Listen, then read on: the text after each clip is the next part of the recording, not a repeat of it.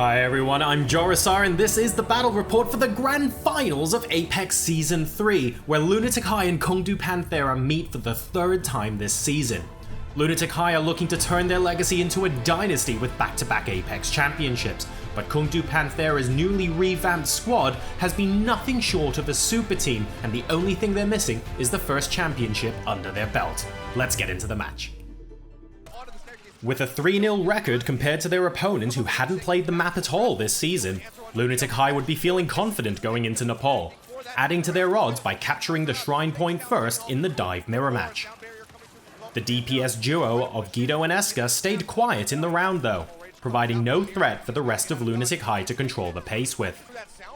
They lost control after earning 50%, and Kongdoo Panthera's communication and ability to identify and shut down any potential threats as they were presented smothered Eska's tactical visors and allowed them to keep holding to 100% to take the first submap, much to the surprise of the audience.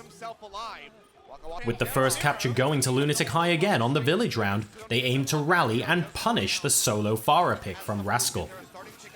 Even with Barrage being nullified and Eska finding a great tactical visor triple kill, Lunatic-Hai were unable to coordinate their defensive teamfights or create early picks to try and retake the point. Despite it being their first time fighting on the map this season, Kongdoo Panthera close out Nepal impressively 2-0. Kicking off the offense first on Eichenwald, Lunatic-Hai's dive comp quickly took A, clearing through the Kongdoo defense with their signature front-to-back playstyle of aggressing through to find the necessary kills. Their momentum was staggering as they kept the cart storming through the ramparts and broke through the castle gate, with Guido and Eska finally showcasing the coordination and team decisiveness that they're capable of. Defender's advantage in the third phase wasn't even enough for Kongdoo to stabilize against the steamroll, losing all 3 points to Lunatic-Hai with almost 3 minutes still left in the bank. Everybody's favorite notoriously unsuccessful composition came out for Lunatic-Hai's defense in the second half, with the double shield Reinhardt Orisa Torbjorn point A defense. Kongdoo had no issues dealing with the cheese though, pushing Lunatic-Hai back into the murder house and actually claimed A for free with their newly buffed Reaper. Kongdoo took to the ramparts to show that they too could convert momentum into success, combining their EMP and D.Va self-destruct to work their way towards the second checkpoint, even after being stalled out right at the door. With less time in the bank, it seemed as though Panthera would at least be able to match the scoreline, but heroics from Zunba shattered the team fight with an astounding double-kill D.Va bomb, allowing Miro to clean up on the cart and end the map, putting the series back on even ground at 1-1. Moving to the Temple of Anubis, Ryu Jae-hong featured on Ana during Lunatic-Hai's defense for the first half, to try and keep Kongdoo's talent composition from finding the early nuke kills they desperately needed to make their DPS-heavy comp work. Zunba's cornerstone D.Va play was exceptional for his team, but it wasn't enough to solo carry them to a hold on point A, giving up ground to Luffy's self-healing Death Blossom. Luffy's continued success on the Reaper forced Lunatic-Hai through a painful growing experience, as he was the one who opened up B as well for Kongdoo Panthera to go up 2-0, completing the first half decisively. In the second half, Eska's Widowmaker went uncontested, leaving Panthera's defense tentative and vulnerable to the dive from Lunatic-Hai, losing out on A as a result.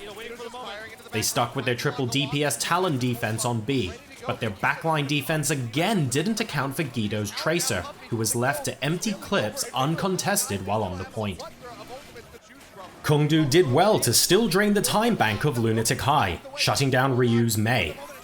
It wasn't until Void got caught out of position that Lunatic-Hai were able to mount an offense that found purchase on the second point, finishing the capture just 1 second before overtime, and thus crucially giving themselves a full minute for the second round.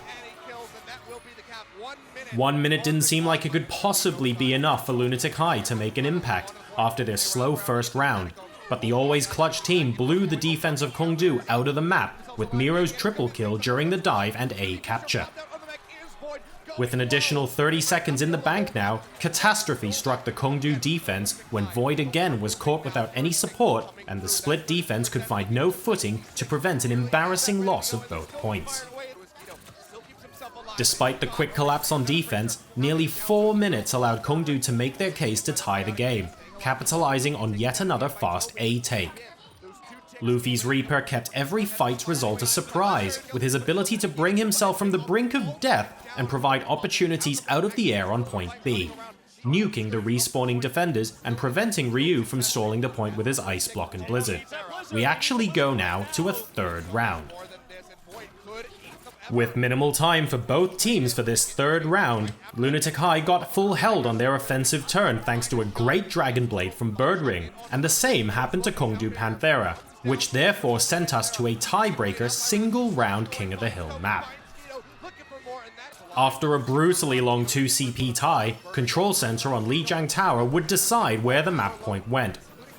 Brawls kept the point in constant flux between control of the two teams, and the playmakers showed up for Kongdoo, with Fisher giving them the early lead and Birdring's flanking Tracer Bomb assassinating the supports, constantly peeling Lunatic-Hai off the control point.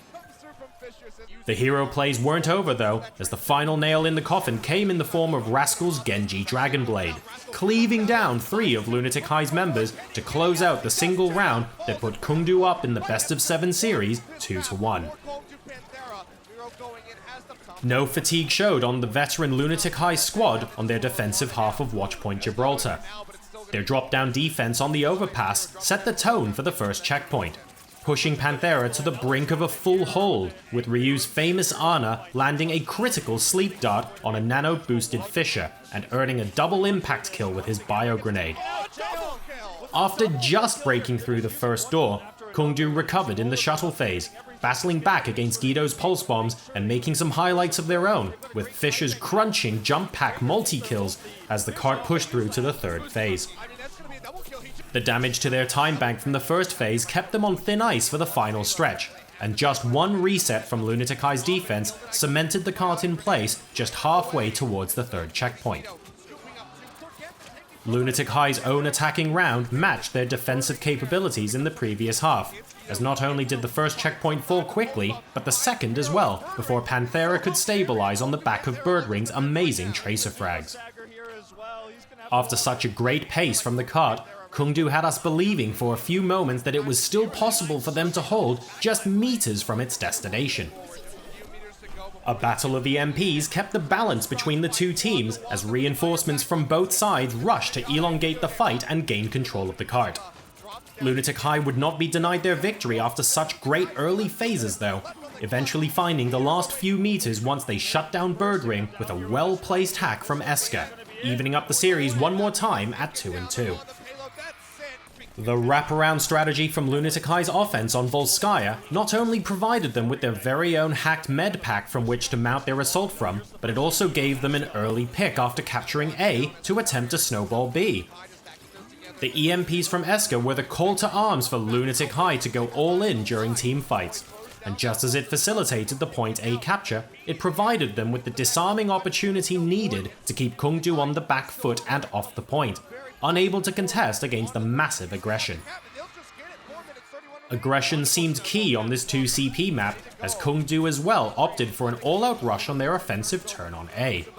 They got the picks, but Miro and Toby were unfazed, standing tall on the point with all the staying power needed to repel the initial push.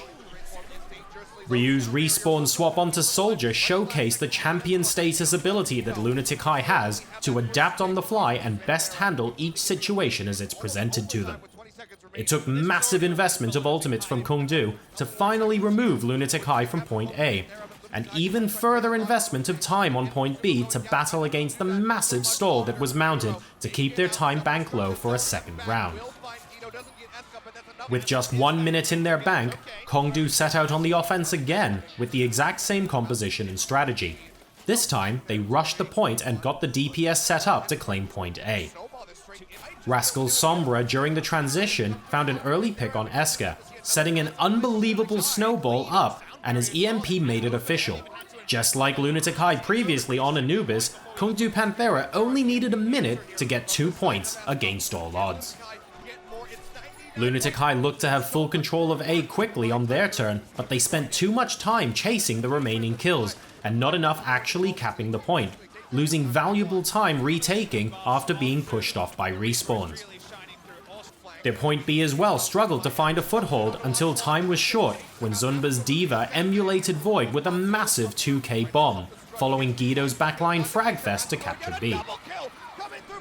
Each team had just 1 minute for yet another third round, and after Kongdoo Panthera's offense was dismantled by Ryu Jae-hong's high ground soldier, Kongdoo decided to do the same with their defensive turn. Only 33% was needed by either team, but both fell to the defenders, and for the second time, our 2CP marathon sent us to a tiebreaker King of the Hill round. The Genji dive of Kongdoo versus Soldier dive of Lunatic-Hai clashed on Control Center of Lijiang Tower for the second time this series. Rascal's Genji was the true slayer, giving Panthera the first capture and huge initial lead, building up to 99% with a team stall before Lunatic-Hai captured the point. In a true testament to the ability and competitiveness of both teams, our tiebreaker round went to an overtime 99-99 brawl, where the winner took it all. Ryu showed us more heroics to sleep the Rascal Dragon Blade, and even after Ryu shut down the blade a second time with a bio grenade, he couldn't do it by himself and fight off the onslaught from respawning KP defenders. Lunatic-Hai therefore fell just short on yet another King of the Hill round, losing their third map point in King of the Hill this series. The high ground defense of Lunatic-Hai on Dorado forced Rascal off Genji almost immediately in favor of Pharah, to dislodge and rain down rockets without a direct counter on the field. His barrages were lackluster, but Kongdoo Panthera made steady progress through the checkpoints regardless, reaching the power plant with limited but respectable time to try and finish the map. In close quarters, the EMPs from Eska proved to be fatal for the offense, leaving them and the cart stranded just halfway towards the final point. Sticking with Pharah on defense, Rascal was more of an observer than an impact player, trying to stay out of Ryu's soldiers' effective range, but as a result being mostly useless during teamfights at such distance.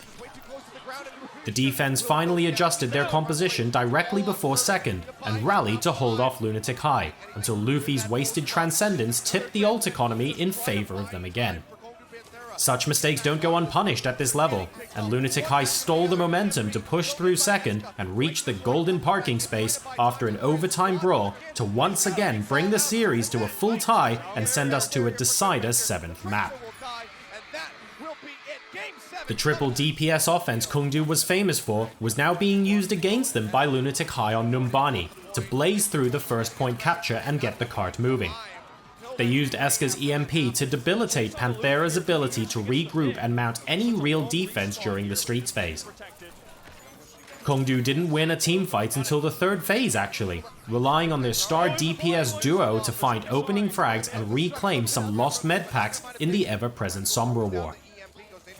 The once almost 6-minute time bank wore down to just over a minute before Lunatic-Hai built up their full bank of ultimates and pressed forward for the remaining distance, to set the 3-point standard for Kongdoo's offensive half.